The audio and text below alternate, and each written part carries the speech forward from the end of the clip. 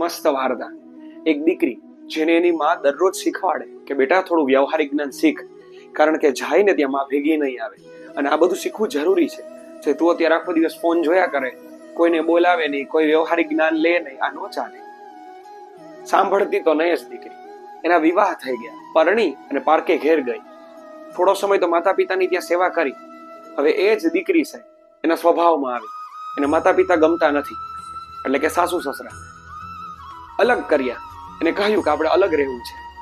સ્વાભાવિક વાત છે, માતા પિતા પોતાનો દીકરાનું ઘર ન ભાંગે એટલે અલગ પણ કરી દે છે. હવે એ દીકરીને એક નાનો ભાઈ પણ હતો.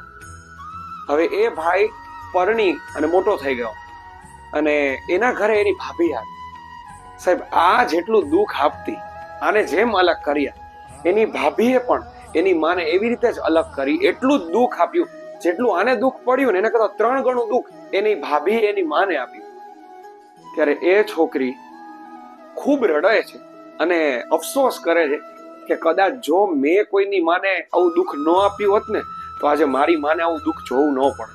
ત્યારે એને સમજાયું કે મારી માં શું કામ મને કહેતી હતી તારો સ્વભાવ બદલી લે, કારણ કે આપણે આપણો સ્વભાવ નથી બદલતા તો આપણી યારે થવાની જે ઘટના છે ને એ નથી બદલવાની.